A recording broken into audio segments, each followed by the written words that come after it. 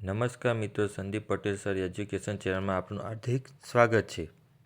આજે આપણે ધોરણ 5ની અંદર વિષય પર્યાવરણ સ્વાધ્યાય પોથી ભાગ 3ની અંદર પ્રકરણ નંબર 7 પાણી સાથેના પ્રયોગનું સંપૂર્ણ સચોટ અને સોલ્યુશન જોઈશું। તો મારો વિડીયો નિહાળજો।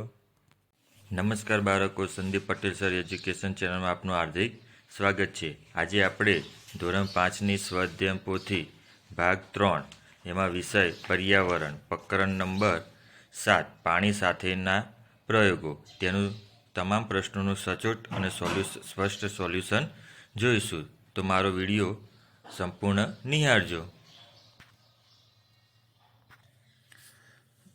તો બાળકો, પ્રશ્ન 1, નીચે આપેલી વસ્તુઓ પાણીથી ભરેલી ડોલમાં નાખતા કઈ વસ્તુ તરશે અને કઈ વસ્તુ પાણીમાં ડૂબશે તે પ્રવૃત્તિ કરી નક્કી કરો અને યોગ્ય ખાનામાં ખરાની નિશાની કરો। ક્રમ, વસ્તુનું નામ, તરશે અને ડૂબશે। એ રીતે ક્રમ, વસ્તુનું નામ, તરશે અને ડૂબશે। તો બાળકો, પહેલો પ્રશ્ન કાંસકો, તો કાંસકો તરશે। દીવાશ્રી તરશે। બોટલનું ઢાંકણું તરશે। પેન્સિલ તરશે। કાગળનો ડૂચો તરશે। એ રીતે ખાંડ જે ડૂબી જશે। તેલનું ટીપું જે પાણીની ઉપર તરતું દેખાશે બાળકો। કાંકરો પાણીની અંદર ડૂબી જશે। રબર જે તરશે। માપપટ્ટી ડૂબી જશે। પ્રશ્ન 2, તમારા અનુમાનો નોંધો અને કારણ લખો।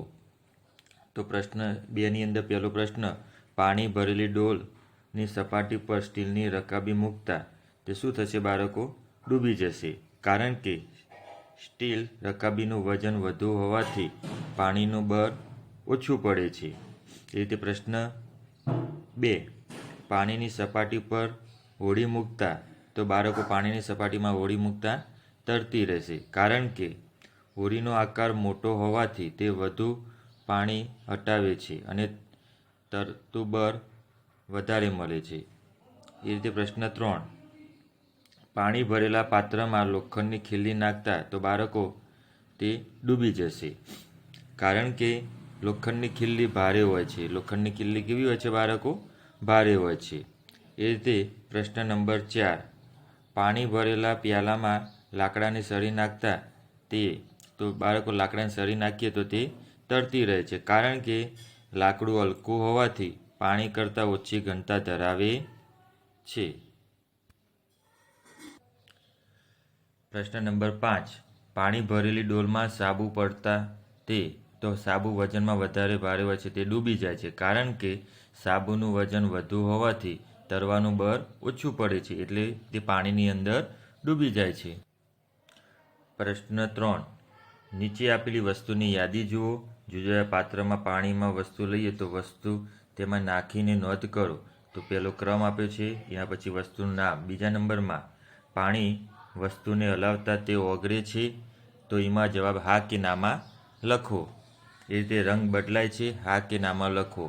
સ્વાદ કેવો લાગે છે એ આપણે અહીંયા લખવાનું। 6 પ્રકારના સ્વાદ હોય એ અહીંયા એની નોંધ કરવાની।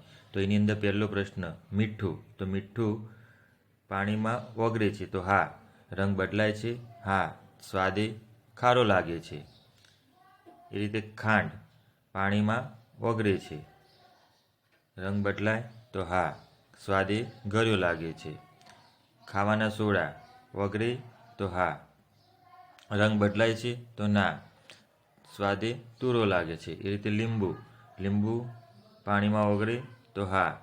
રંગ બદલાય છે ના, સ્વાદ ખાટો લાગે છે। હળદર પાણીમાં ઓગળે છે તો હા। રંગ બદલાય છે તો હા, સ્વાદે તુરો લાગે છે। એ રીતે છઠ્ઠો પ્રશ્ન સાકર તો ઓગળે છે, રંગ બદલે તો ના, સ્વાદે ગળ્યો લાગે છે। એ રીતે તેલ તે પાણીમાં ના ઓગળે, તે રંગ બદલે છે તો ના, સ્વાદમાં કંઈ નહીં। એ રીતે મધ તે પાણીમાં ઓગળે છે, રંગ બદલાય છે અને સ્વાદે ગળ્યો લાગે છે। છાશ તો પાણીમાં ઓગળે છે, રંગ બદલાય છે અને સ્વાદે ખાટો લાગે છે। એ રીતે રેતી પાણીમાં ઓગળતી નથી, રંગ બદલાતો નથી, એ રીતે માટી, તો માટી ઓગળે છે. સ્વાદ, આ રંગ બદલાય છે, સ્વાદ ખબર નથી બાળકો. એટલે ઘઉંનો લોટ ઓગળે છે, સ્વાદ, રંગ બદલાય છે, સ્વાદ મીઠો લાગે છે. એ રીતે દૂધ તો ઓગળે છે, રંગ બદલાય છે અને સ્વાદે મીઠો લાગે છે. પ્રશ્ન 4, ઉપરોક્ત કોષ્ટકના આધારે જવાબ આપો.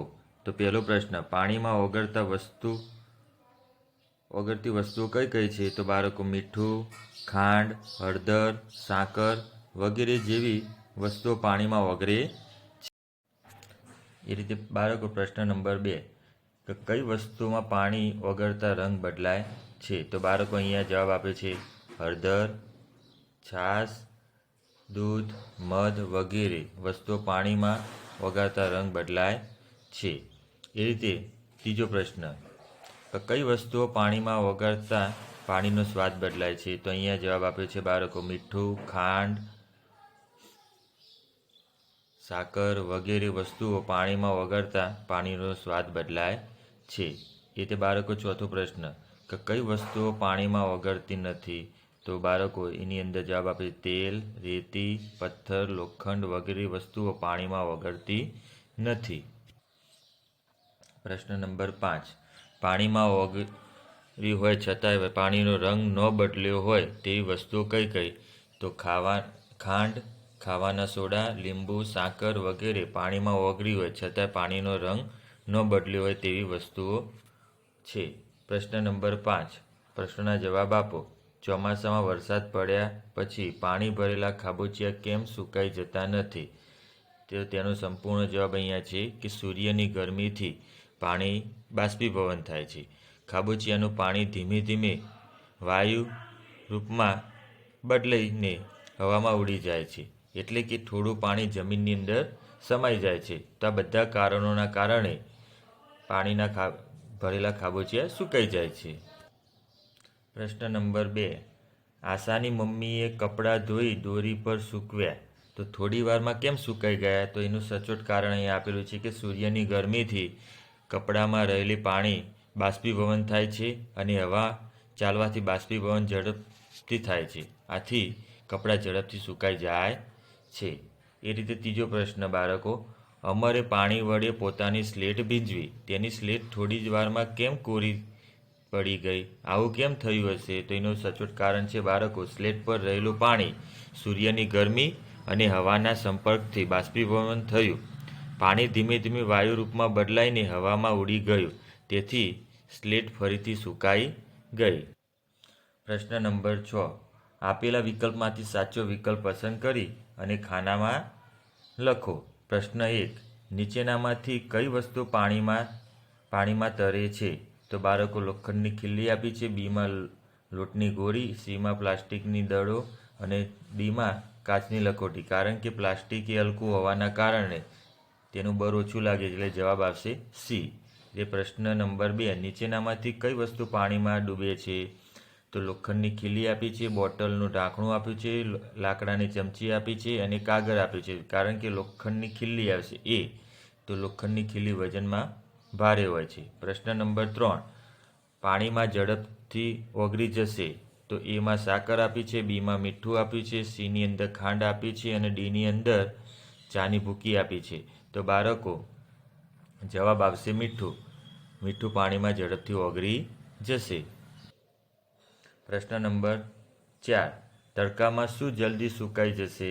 હાથ રૂમાલ, જીન્સનો પેન્ટ, નાવાનો રૂમાલ કે શર્ટ? તો જવાબ આવશે હાથ રૂમાલ. હાથ રૂમાલ કારણ કે નાનો હોવાના કારણે તે ઝડપથી સુકાઈ જશે. પ્રશ્ન નંબર 5, નીચેનામાંથી કઈ વસ્તુ તડકામાં સૂકવીને બનાવવામાં આવે છે? માખણ, પાપડ, રોટલી કે ખાખરા? બાળકો આપણો પાપડ. જવાબ આવશે બી. પ્રશ્ન નંબર 7, તમારા ઘરમાં કયા કયા કામમાં પાણીનો ઉપયોગ થાય છે તે લખો. તો બાળકો આપણે જાણીએ તો રસોઈ બનાવવામાં, નાહવામાં, પીવામાં, વાસણ ઘસવામાં, પોતા કરવામાં વગેરેમાં આપણે પાણીનો ઉપયોગ થતો હોય છે. બાળકો તમને જો મારા વિડીયો ગમ્યો હોય તો મારી ચેનલને સબસ્ક્રાઈબ કરો, જેથી તમને નવા નવા વિડીયોનું નોટિફિકેશન મળતું રહે. આભાર.